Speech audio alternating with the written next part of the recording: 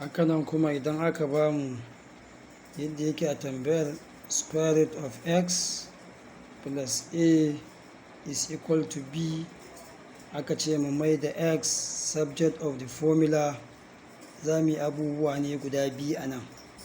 Na farko shine wannan plus a ɗin zai tsallaka equality ya dawo nan haka, zai koma minus a, shine sai mu ce square root of x. Idan muka ɗauke plus a daga nan zai dawo nan, kaga me zai rage kaɗai equality equal to, sai shi wannan ɗan gida na hannun dama da ɗan uwansa da za a kawo masa yana plus a tsallaka ya koma minus a. Wannan shine mataki na farko.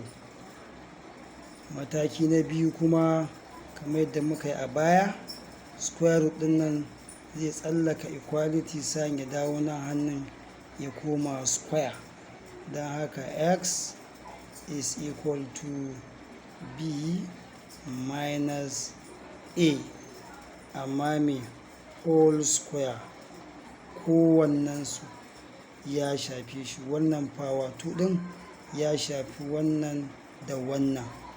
Kar mu je mu ce wai yana haka square root of x is equals to b minus a, mu ce x is equals to b square minus a square. Idan muka yi haka ba mu yi daidai ba, sai dai mu sa su a bracket kamar yadda muka yi a nan.